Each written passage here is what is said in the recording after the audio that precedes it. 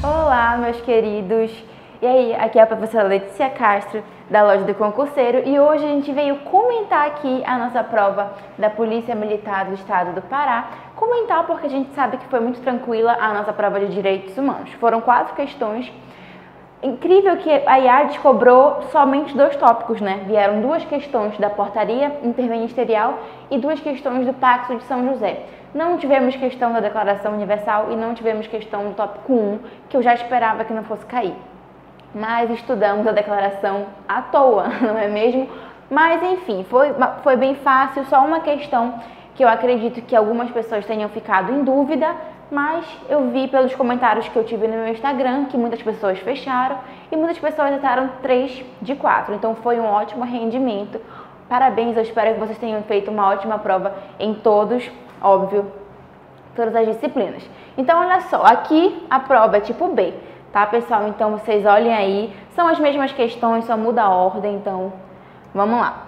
29. De acordo com o que dispõe a Portaria Interministerial número 4.226 de 2010, o uso da força por agentes de segurança pública deverá obedecer aos princípios da...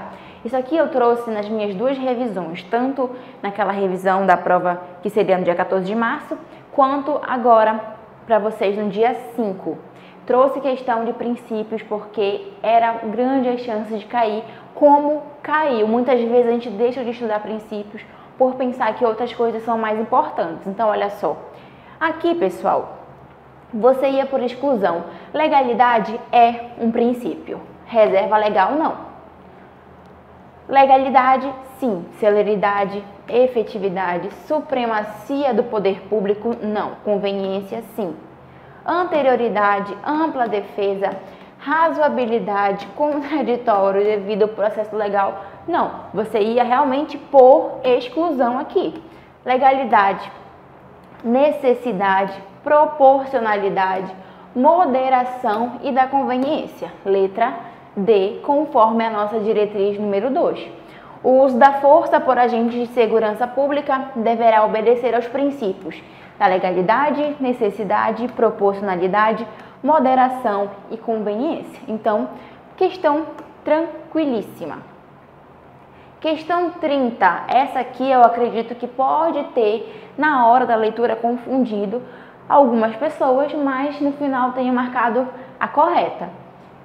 Considere hipoteticamente uma situação em que o uso da força pelo agente de segurança pública causou lesão de pessoas.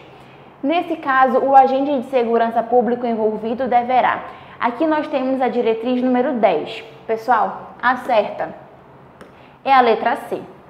A única que você poderia ter confundido aqui ou ter bambeado é a letra A. Por quê? A letra A fala assim: garantir o livre trânsito de pessoas no local da ocorrência como forma de restabelecer a normalidade de circulação na via. Quem marcou ou quem ficou em dúvida pode ter pensado nisso aqui. Diretriz 10. Quando o uso da força causar lesão ou morte de pessoa, o agente de segurança pública envolvido deverá realizar as seguintes ações. Aí é que ele fala: facilitar a prestação de socorro ou assistência médica aos feridos e promover a correta preservação do local da ocorrência.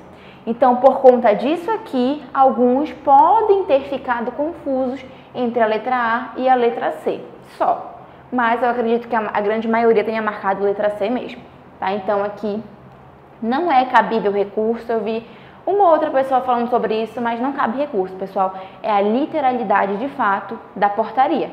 A IADES adora cobrar literalidade e veio exatamente isso aqui, tá? O resto tá tudo errado. E a questão 31 fala, aqui já é o Pacto de São José, né? A nossa Convenção Americana. No que tange aos direitos civis e políticos reconhecidos pelo Pacto de São José da Costa Rica, um dos principais tratados internacionais aos quais o Brasil aderiu ao longo da história, assinale a alternativa correta. Letra A. A prática de torturas, penas ou tratos cruéis, desumanos ou degradantes é vedada pelo Pacto de São José da Costa Rica. Pronto. Aqui teve aluno que perguntou assim: Letícia, tratos trocado por tratamento ou vice-versa? Pode, não vai mudar nada. Então, letra A, aqui a nossa questão. Artigo 5º. Ninguém deve ser submetido a torturas, nem a penas ou tratos cruéis, desumanos ou degradantes. Então, aqui, durante o curso, durante as minhas aulas, durante maratonas, eu sempre trouxe para vocês questões que falassem sobre tortura e veio trazendo essa questão aqui. Claro que a IADES não veio trazendo da forma que eu traria, que alguns já me conhecem, eu já faria de outra forma, eu ia florear a questão, mas é uma questão muito boa, que eu acho que quase todo mundo acertou. E aí as demais estão erradas por quê? A B fala que a pena de morte deve ser imposta em todos os países que fazem parte atualmente da Organização das Nações Unidas. Primeiro que o pacto não está dentro da ONU. O pacto aqui de São José da Costa Rica, ele está dentro do Sistema Interamericano de Direitos Humanos. A ONU, ela é do sistema global, são sistemas diferentes, tá? Então, já está errado aqui. E olha, deve não. Olha só o que fala o pacto. Artigo 4º, ponto 2. Nos países que não houverem abolido a pena de morte, esta só poderá ser imposta pelos delitos mais graves em cumprimento de sentença final de tribunal competente e em conformidade com a lei que estabeleça tal pena, promulgada antes de haver o delito sido cometido.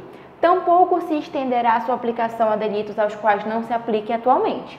Então aqui ele não impõe a aplicação de pena e também não impõe que os países extinguam de seus ordenamentos jurídicos. Ele fala aqui, nos países que não houverem abolido a pena de morte, tá?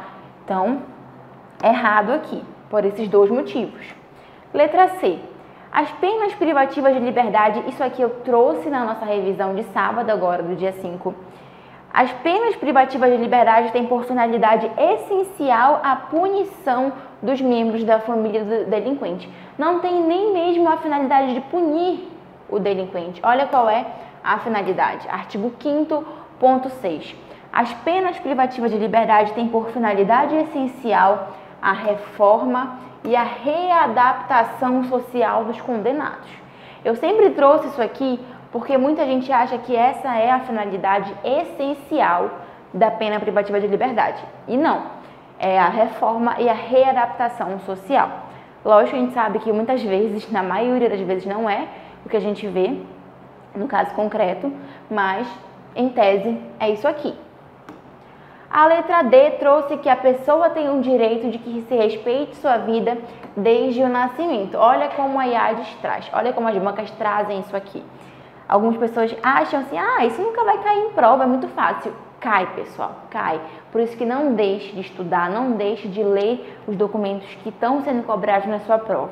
Tá? Você que vai fazer aqui PM do Piauí, PM do Alagoas, não deixe de ler isso aqui, tá?